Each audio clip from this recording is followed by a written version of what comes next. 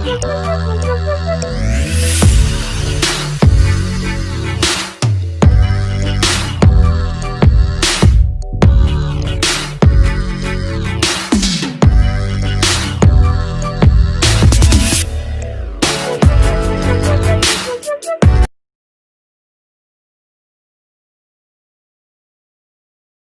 Morning students, मैं Pradeep Shukla national inter college की online classes में आप सभी बच्चों का हार्दिक स्वागत करता हूं। आज हम देखेंगे उत्तल दर्पण के लिए यूवीएफ में संबंध। कक्षा 10 से रिलेटेड ये वीडियो है, क्लास 10।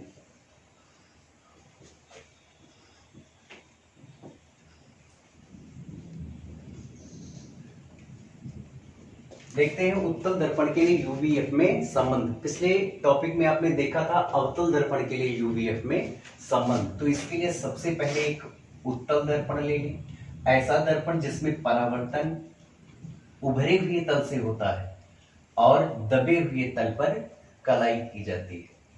तो ये हो गया गोलीय दर्पण के परावर्तक तल का मध्य बिंदु ध्रुव। गोलीय दर्पण जिस गोले का एक भाग होता है उसका केंद्र हो गया वक्रता केंद्र, और ठीक बीचों बीच में हमने मान लिया फोकस, क्योंकि F बराबर R/2 आपने पढ़ा है। तो सबसे पहले मुख्य अक्ष पर ये मान ली कोई वस्तु है AB।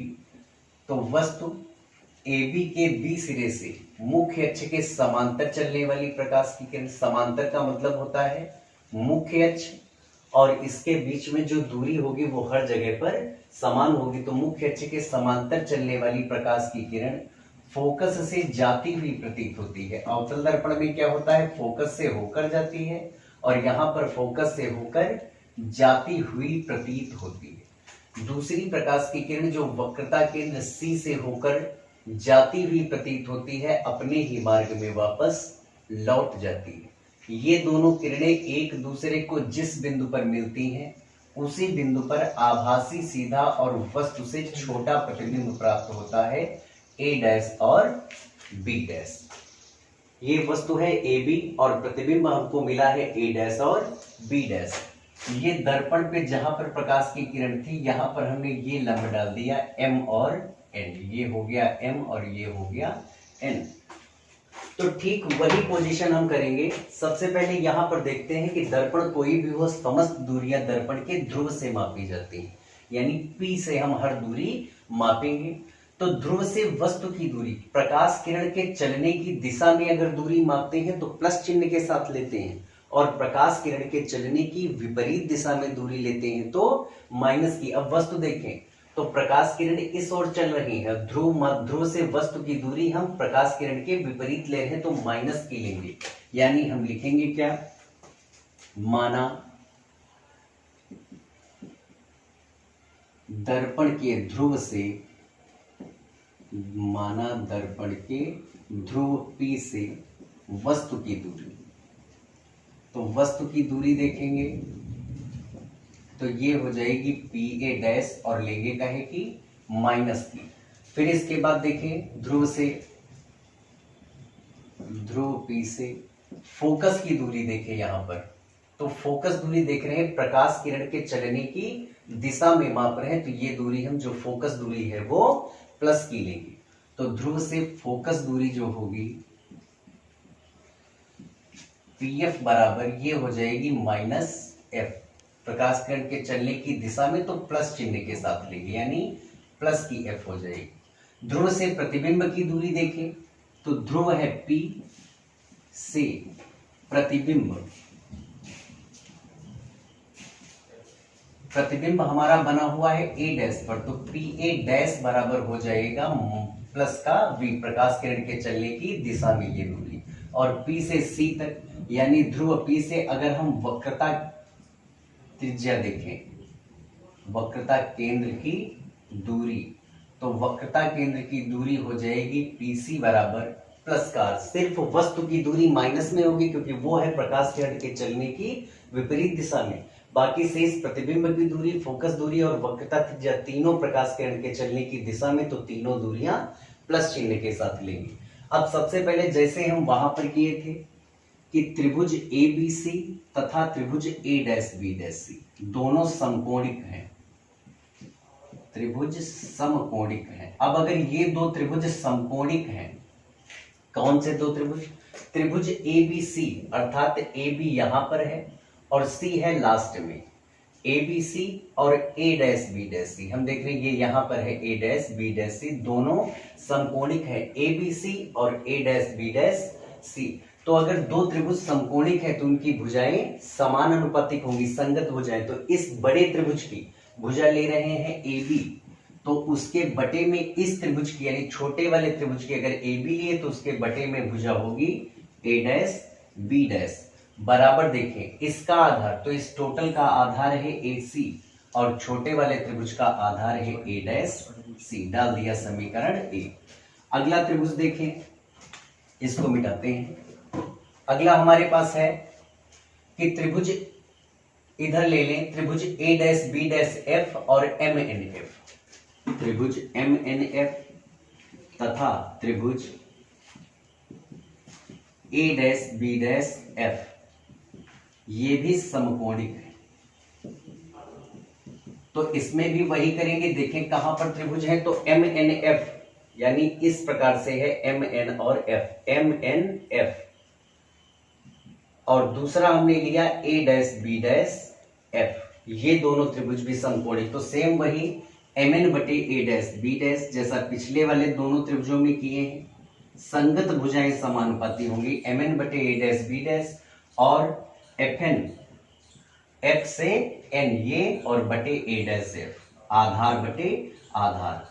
अब हम यहां पर देख रहे हैं, अगर फिगर में आ जाए कि अगर ए बी वस्तु से और वस्तु के बी बिंदु से मुख्य अक्ष के समांतर प्रकाश की किरण चल रही है, तो समांतर में क्या होता है, दो समांतर रेखाओं के बीच की दूरी अनंत तक समान रहती है।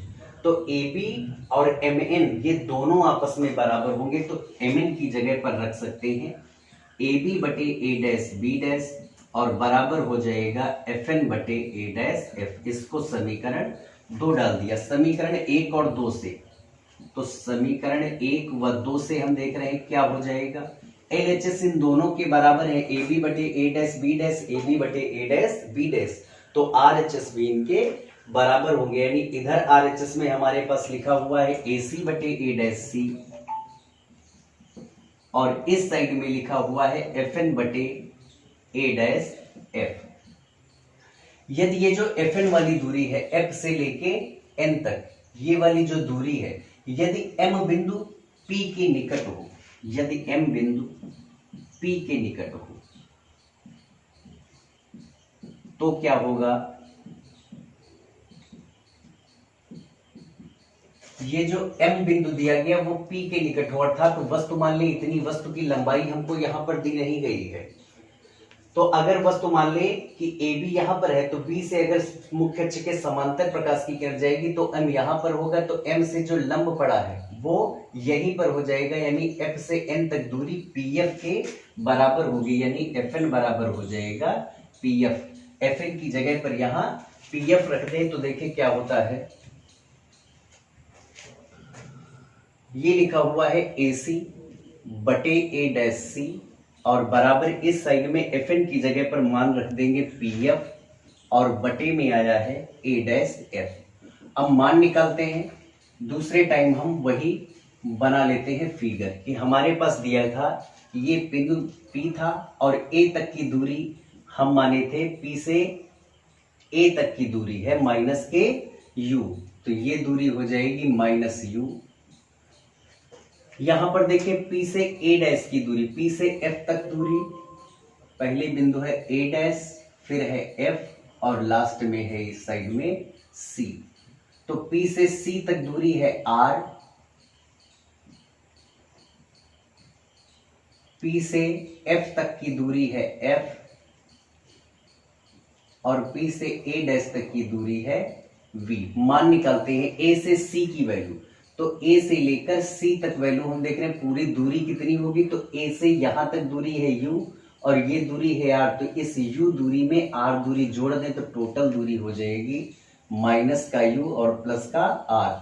बटे में है ए डैश सी, तो ए डैश से लेकर सी तक दूरी हमको चाहिए। तो अब हम देख रहे हैं ए डैश से सी दूरी हमको मालूम नहीं है, तो इस पूरी दूरी आर में से ये वाली दूरी हम v को घटा दें तो r में से v को माइनस कर देंगे। p से f तक दूरी p ये है, f ये है, p से f तक दूरी f है और बटे a डैश f, तो a डैश से f तक भी दूरी हमको मालूम नहीं तो f में से घटा देंगे v तो a डैश f निकल आ जाएगा यानी f माइनस v हो जाएगा। यहाँ पर देखें एक फार्मूला हम पढ़े हैं कि चूंकि f बराबर होता है r/2 तो r की वैल्यू निकालें तो r बराबर हो जाएगा 2f, मान रखते हैं तो माइनस का u प्लस का r की जगह पर 2f बटे r की जगह 2f माइनस v और बराबर f बटे f minus v। Cross multiply करें, दोनों पर करेंगे तो u की गुणा f से होगी तो माइनस का u f, u की गुणा v से करें तो माइनस माइनस हो गया प्लस और आगे हो गया uv। अब 2f से करें इसकी गुणा तो ये हो गया 2f स्क्वायर और 2f की गुणा v से होगा तो 2fv बराबर में क्या आ जाएगा, यहां पर लिख लेते हैं f की गुणा 2f से करेंगे तो 2f स्क्वायर और f की गुणा v से करेंगे तो माइनस का fv, 2f स्क्वायर कट गया तो ये चीज यहां पर बची माइनस का uf प्लस का uv और बराबर में माइनस का 2fv दूसरी तरफ जाएगा तो प्लस का 2fv और ये पहले से हमको दिया है माइनस का fv। अब यहां पर हम देखें तो माइनस का uf प्लस का uv, 2fv में से एक fv निकल जाएगा तो बचेगा fv। अगर इन तीनों पदों को uvf से भाग देते, uvf से भाग देते, fu कट जाएगा तो ये बचा माइनस का 1/v प्लस यहां पर देखें uv कट गया तो 1/f और इस साइड में देखें तो fv कट जाएगा बचा 1/u। मान निकालें अगर इसका तो 1/f बराबर हो जाएगा ये माइनस का 1/v उस साइड में जाएगा तो प्लस का हो जाएगा 1/u। तो ये आपका फार्मूला हो गया उत्तल दर्पण के लिए uvf में संबंध होता है 1/f बराबर 1/v प्लस 1/u। सभी बच्चे इस प्रूफ को देखेंगे और साथ में लगाएंगे, कमेंट बॉक्स में कमेंट करेंगे, वीडियो को लाइक करेंगे और शेयर करना ना भूलें। Thank you.